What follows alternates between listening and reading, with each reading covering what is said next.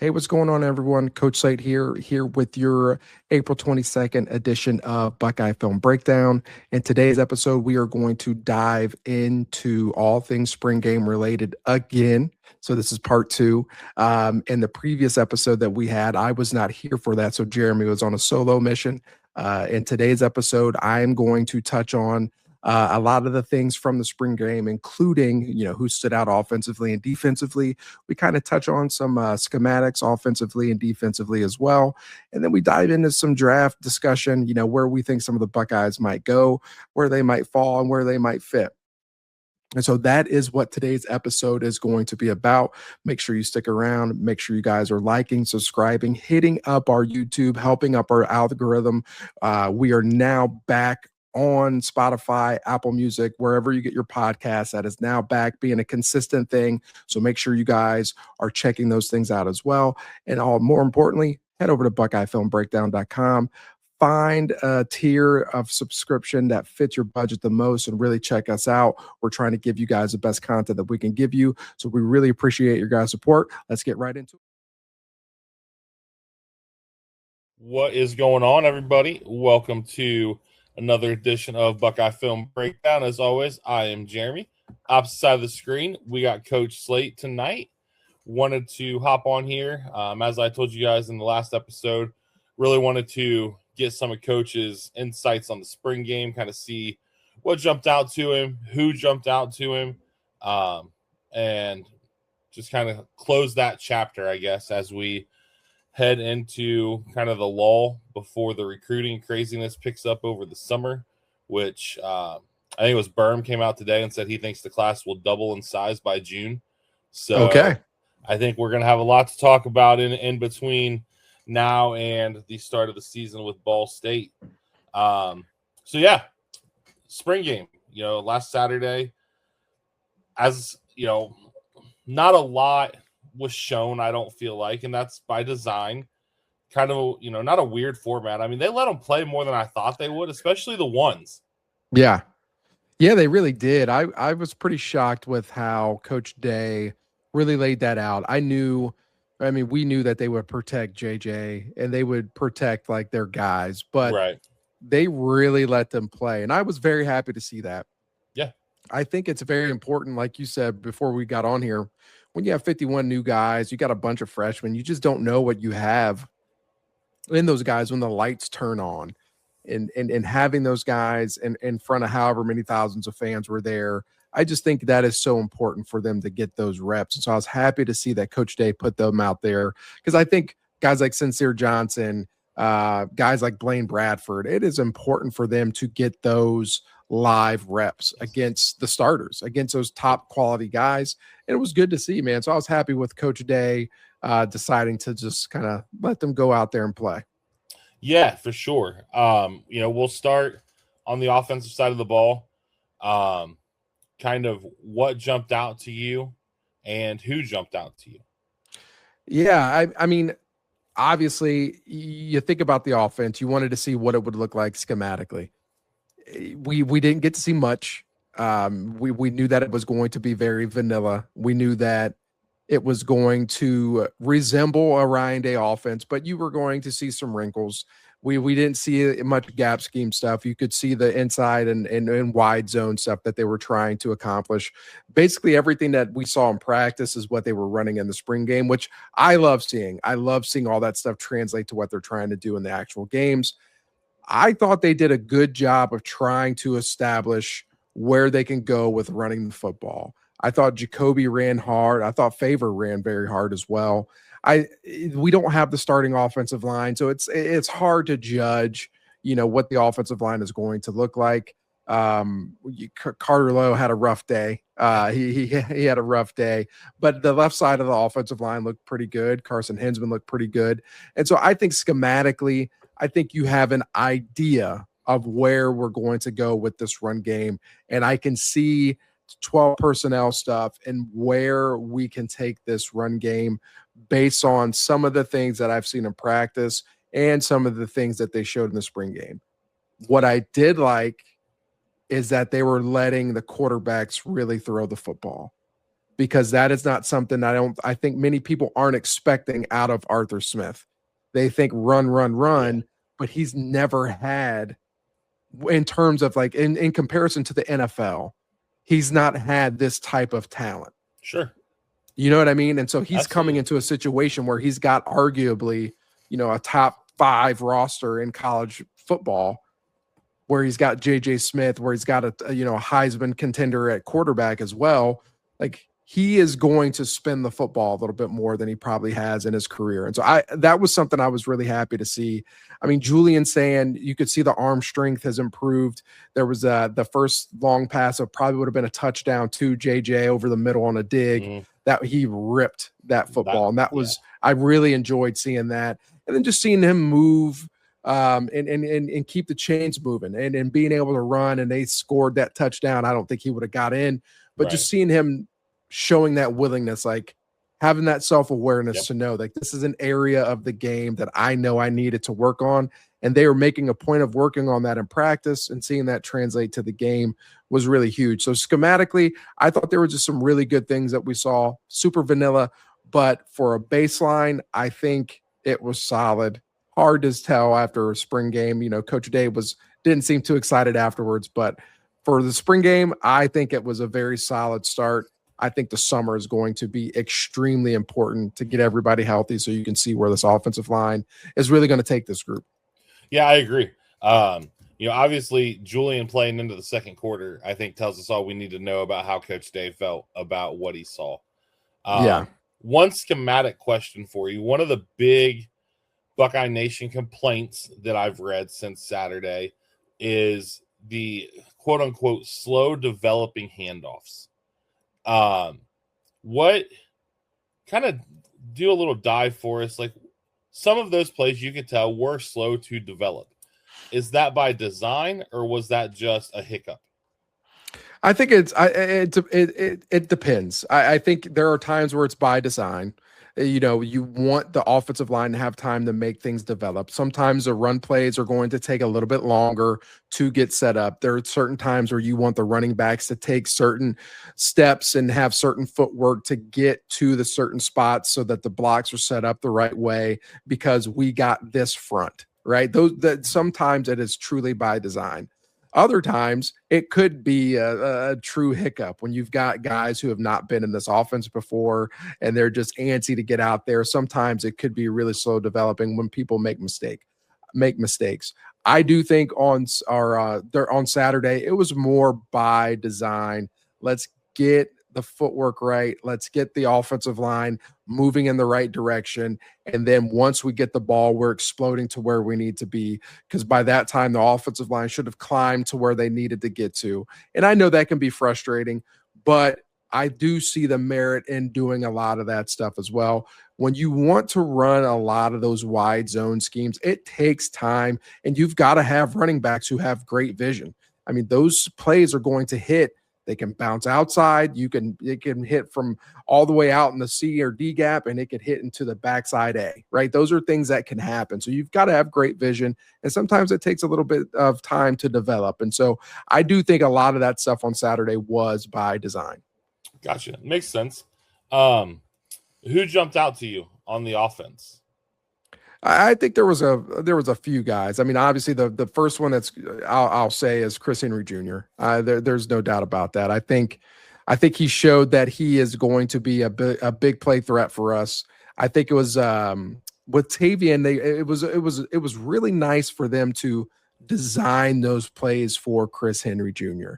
I think there may have been some confidence issues starting out, him not losing his black stripe before Brock Boyd. Like, I don't care what people say, like, that does affect you a little bit when you're this top-rated recruit and you see somebody else who's kind of outworking you, right? That's what people are going to say, and that kind of frustrates you. But I do think they wanted to get some confidence, and some belief in him. He can stretch the field. I think people forget and underestimate how fast he really is and how big and physically imposing he is. And so I think, like, seeing him out there, it's just fully solidifying himself as like that number 2 receiver on the outside. And I think he had a really good day. I think he's only going to progress. I think that was just the confidence boost that he needed. It's total homer, but I thought Luke had a very good day. He did. I He really did. do. He's he's just a pro, man. He's just a veteran guy. Like he is just the way he handles himself now. He's just become that leader up front, and I just love seeing him and Carson Hinsman working together. So I thought Luke had a pretty good day. I thought Jacoby Jackson had a pretty solid day today, man. Pretty solid day. I think he doesn't get enough credit. I think people are saying like, well, he's not going to get a lot of carries and he's not going to do this. I think he's earning himself carries. I'm not saying he's going to be 500, 600, 700-yard rusher, but I think he's earning those opportunities because he played the whole freaking spring game. Like he was out there the whole time and he was productive. And so I thought he did well. But yeah, those are the guys that stood out. I mean, obviously Tavian St. Clair as well. He did some good things. But Chris Henry Jr. was the one guy on the offensive side of the ball that I was like, okay, this kid is going to be very, very good. Yeah, and I wonder if that was by design, like you said, for the confidence, but also to remind everybody, hey, this kid can be him. He's got next when JJ's gone. I'm very excited to see him. And, you hit on something about his size. That's one thing we've heard through all of spring ball, because that was one of the things I said coming in is that he needed to get bigger. And you've heard all spring ball how he's gotten bigger. So he's obviously embracing that. The frame's there. He's not going to be JJ as far as like bulkiness, broad shoulders. Like I don't know that his frame can handle that. But he gets up to like 215, 220. He's going to be something. And if he can maintain that speed. So I'm excited, as are everybody, to see him. Defensively, I mean, obviously, the D line, it didn't matter if it was the first, second, or third stringers, they were eating. Yeah. Yeah, the defensive line, I thought, really set the tone for the entire day. I think we talked about it briefly. I think Carter Lowe did not have the best day. He had his welcome to college football moment with Kenyatta Jackson. I felt bad for him at times. It was just a young guy going up against a grizzled veteran who's just been out there, banging with some of the toughest dudes in the country. Like it was just not a good matchup for him, but it's only going to make Carter Lowe better. So I thought Kenyatta looked really good, and that defensive line as a whole was very solid. I thought John Walker did some good things in the run game, got some interior pressure. I thought that was really good to see. We were obviously very vanilla on defense. We ran a ton of cover one rat, cover one robber, where we're robbing deep, right? We're trying to take away the digs over the middle, like the play that JJ scored a touchdown on. We're playing robber coverage to try to take that away at times. And then we'll play cover one rat where we're playing, we're robbing the lower routes that come across. And so that's the difference between cover one rat and robber. We ran a ton of that stuff. And so we ran a lot more man coverage than I thought we would, but I love seeing that. I don't know if that's going to be a precursor to what we're going to do in the season, but I thought the defensive line really set the tone, man. And I think Bo Atkinson is having a good, I think he's had a great spring. They interviewed him. They interviewed Kenyatta. He talked about his mobility, flexibility, and those things he had to work on. I'm not saying he's going to have a Caden Curry type season, but I do think he's going to be a very productive guy for us this year. Could have, 5, 6 sacks for us this year and have quite a few tackles for loss. I thought he had a really good day. But yeah, the defensive line as a whole, man, was very solid. Yeah. I still I think it's just because of body style, man. Bo Atkinson and he was so stiff. It just gives me Jack Sawyer vibes. Yeah. It's a cheap, lazy comparison. I know that, but it's just there. Like I can't get it out of my head. Linebackers, obviously, I think there were flashes from a lot of guys. Sincere had the one play he blew up coming up the middle. Yeah. Alliegro made plays wherever he was at. TJ Alford, I can't think of who it was that he hit, and he let them hear about it. Yeah. Oh yeah, he's a chirper, man. I love that about him. The linebacker that really stood out to me though was Eli Lee. I Yeah. think he's a guy that people have forgotten about. There's no doubt about that. I mean, he's a football player at the truest definition. And when you recruit a kid out of high school who's wearing that big old neck roll still, like he's a football player, and he's just another guy who he's got to get adjusted to the game. He's going to be a special teamer this year. He might not be a guy who is going to be battling for playing time until he's, a redshirt sophomore, junior, right? But he is a guy who is going to continue to get better. I remember there were clips at the Ohio High School Coaches Association clinic where Coach Laurinaitis was showing clips of him and Garrett Stover, and they were just some of the best clips of linebacker play that I had seen. And it was just like, man, like this kid, if he can get bigger, he can put it together, he can really do some things. And he definitely flashed. It's a spring game. I know he's not going to play a ton, but you love seeing those young guys start to do some really good things. So I really thought he played well. You can never have too much linebacker depth. Eli Lee's a thumper, and I believe he was Laurinaitis' first recruit. Yeah, I think he was. Garrett Stover, dude is yoked. He's huge, man. Dude, obviously with the Stover last name, we know he's going to be a hard worker. But man, the transformation that kid has made since high school. We just offered another big walnut kid. I mean, talk about the Glenville pipeline. The big nut pipeline is well in effect. Yeah. Secondary, obviously your favorite position to look at on the field. A Yeah. lot of good, top to bottom, I feel like. Yeah, no doubt about it. I didn't know Earl Little was banged up. Yeah. Something going on with his knee. It doesn't seem like it's that serious. They held him out for precautionary reasons, and he actually wasn't even there. He had to go get that procedure somewhere. So that's why he wasn't there. But Terry Moore gets a start, and he looked comfortable out there. Again, getting him comfortable, feeling good on that knee is going to be huge. Devin Sanchez is the guy who really stood out to me. Obviously, you putting him in cover one against JJ. He had a good pass breakup on the one play. Just did some really good things.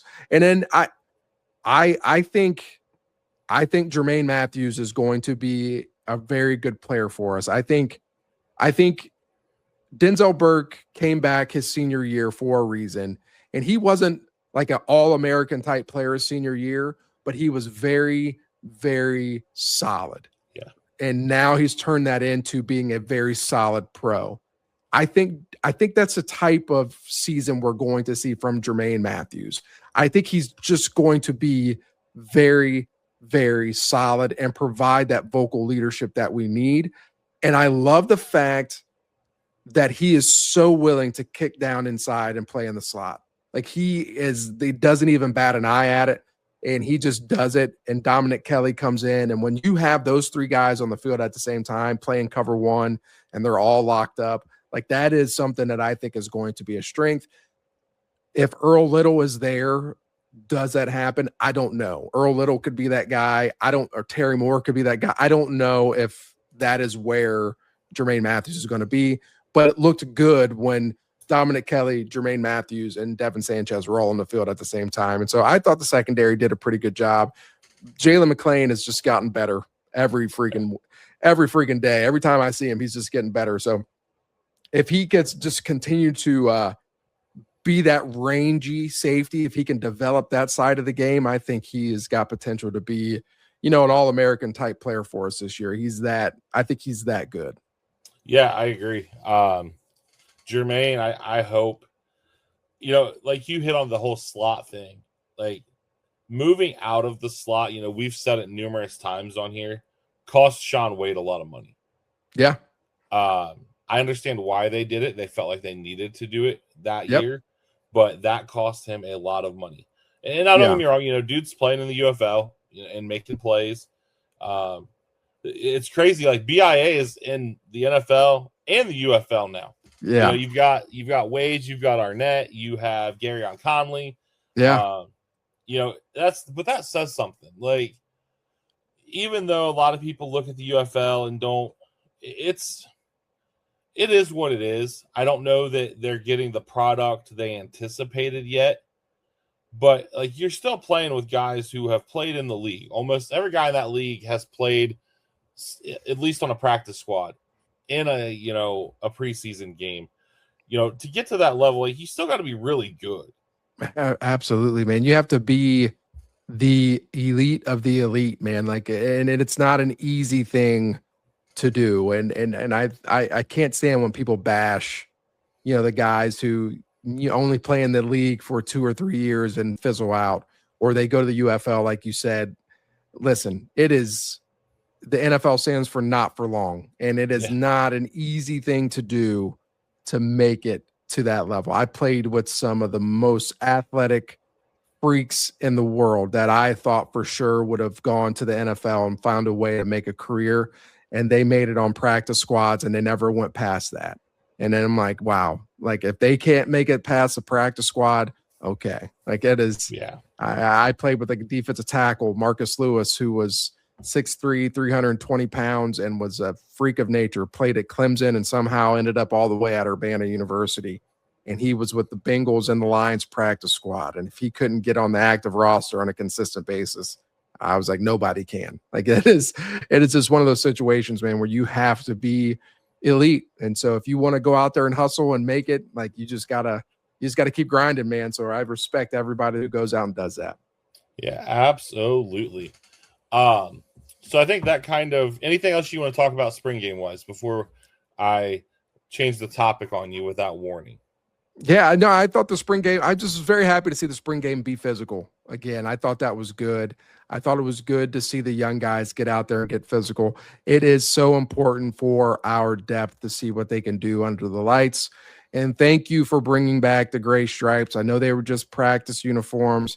Maybe one day they will come back to our game uniforms. That would be fantastic.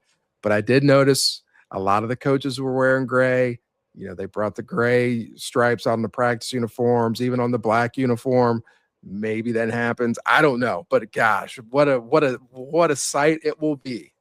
So I will say on the team shop, you can buy current player jerseys now, like the screen printed ones with their names and stuff for NIL. Yeah.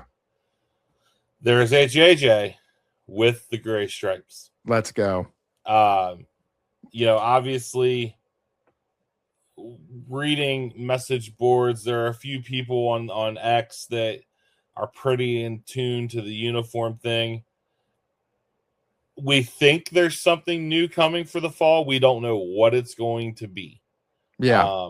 Hence the reason there were no names on the jerseys, apparently. Yeah. I saw one of the guys say that. So we'll see. I hope to hell it is, because the grays are bring it back. I'm kicking myself because they sold the actual all gray jerseys at the game. Oh, really? Yeah. They cool. Sold everything. Like there were red, whites, blacks, and grays. Sold them based on number. But they didn't have nameplates, and as a pretty hardcore collector, I like the nameplates, obviously. So we're going to pivot to, we talked about a lot of the new Buckeyes. Obviously, the guys who start their next chapter on Thursday. Just real quick, because this will probably be the last time we record before Thursday. We should see, it sounds like, 5 Buckeyes go Thursday night in the first round of the draft. Potentially 4 in the top 10. So I wanted to ask you, A, do they get 4 in the top 10 to start with? Man, that is tough. There's so many factors that go into it. I think, trades and all those things, man. My gut says yes. I think you get 4 guys who are deserving. I think it's how high do you value a safety? Like that is going to be the question mark. And how do you view Carnell Tate versus Jordan Tyson now that there's video clips going around of him being healthy? Like that is going to be the debate. And so that is the one thing that kind of gives me a little bit of pause, but I think they do. I think they do. I think that we've got 4 guys that are deserving to be top 10 picks. I would love to agree, and I think so. But like you said, there's so many X factors. Yeah. And you kind of saw it with the Bengals making the massive move that they did, because that was a Caleb Downs spot. Yeah. That was 100% a Caleb Downs spot. Second question.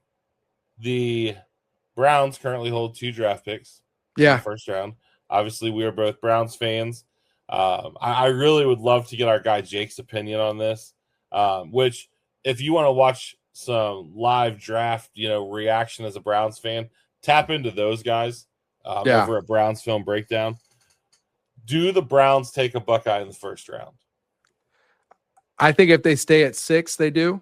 I think if they stay at 6, they go with Carnell Tate. I think I was talking with Jake a little bit yesterday. I think you go with some professional receivers, man. I think you have to go with guys who know how to handle their business, and I think Carnell Tate is that.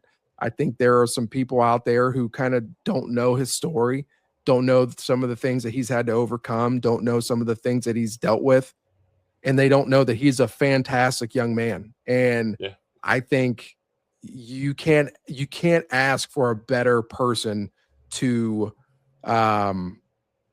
be a Cleveland Brown like that and to represent your organization.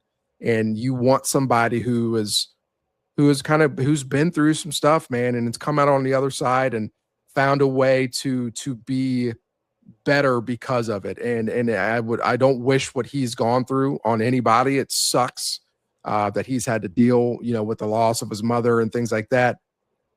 But the way that he handled that situation, going back to Chicago last year against Northwestern, like I just think about those things, and it's like, man, if he's that mentally tough, he can handle anything in Cleveland. And that is the type of guy that you want in Cleveland. I mean, he's been fully bought into Columbus. He's never complained about being the number 2. And if the Browns stay at 6 and they don't take him, I'd be pretty upset. Like he is the guy that you would want. I think he could be like an Amari Cooper type pro that you don't maybe say he's going to be a for sure like Hall of Famer, but he consistently gets 1,000 yards every single season. Right. And you can't ask for more than that. No, not at all. I mean, that's the standard. Definitely gonna be interesting to see. Look forward to kind of breaking down where all of the Buckeyes land. I think they trade out a 6, and I think they still take a Buckeye in the first round. And I think it doesn't necessarily fill a need, but I think they take Caden McDonald at 24. I think that you're hearing some smoke that they're potentially looking at adapting, the BPA strategy, because you're not going to transform that team into a contender in one draft. Yeah. So it'll be very interesting. We're 48 hours away. It's one of my favorite nights of the year. Oh yeah. The first round of the draft is the best. But yeah, real quick, another thing, because we do have a lot of folks who listen who are in our local area. Shout out your guy Coach Henton. Man. I don't know what the actual title of the award that Coach Day gave him at the coach's clinic was, but shout out to him for that. Yeah, man. So I was actually down there for that. So he so Coach Hinton's daughter and my wife are very good friends, and she reached out to my wife and kind of told her that this honor was going to happen. And I was like, okay, well, I've got to be there for it. And, I went down, Coach Wessler, CJ Wessler and I went down, and, Coach Hinton got honored as one of the Ohio's finest. And it's something that Ohio State does every single year.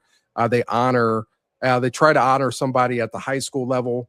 They try to honor somebody who has been, a very good collegiate player. And then they try to honor somebody who's done a lot as a pro. right? And so they try to do that, and they've got ties to the Buckeyes. What they haven't done is honor somebody who is currently on the staff and has had a ton of legacy in the state of Ohio outside of like Ted Ginn Jr., or Ted Ginn Sr. Like they honored Right. Ted Ginn Sr. And so he got honored with that award. And, it was pretty cool to see, man. Coach Hinton is somebody, and not many people listening to this probably will know who he is. If you don't know who he is, you should go look him up on the Ohio State website and learn a little bit about him. He is the definition of a football coach. He coached Ohio high school football for a very long time, parlayed that into being, a position coach at Cincinnati. Then he ended up at Notre Dame with Brian Kelly, and then he came back to Ohio State in 2012 with Coach Meyer, and he's been at Ohio State ever since. And he was a GA in the late 80s with Urban Meyer under Earl Bruce. And so like he's a Buckeye through and through. And so to see him get honored was pretty freaking cool. And it meant a lot to him and his family. His whole family was there. And, it just meant a lot. And it was really cool. And to see Coach Day express how much it meant to give him this award, it kind of hits home for me as one of his former players. And then, just for people who grow up being Buckeye fans, like he's a Buckeye fan through and through. Like he talked about his family's had season tickets to Buckeye games since the 50s. Like, do you think about that? That's nuts. Like that's wild. And it's 2026. Like that is insane. And so like shout out to Coach Hinton, man. He's one of the best to ever do it. And I'm glad that he's starting to get the recognition that he deserves. Yeah, he's definitely one of those behind the scenes guys. And you see him every Saturday. You might not know him, but you see him every Saturday. Yeah. But yeah, that's kind of a cool note to kind of wrap things up on. Spring ball is done. And like I said, we are on field. Obviously, it's going to be a pretty quiet time because, yes, there will be some workouts and stuff. But recruiting will probably start to pick up, I would say, the end of May. And then, that should get us through till camp. So as always, we appreciate it. Thanks for tapping in to Buckeye-Film-Breakdown.com.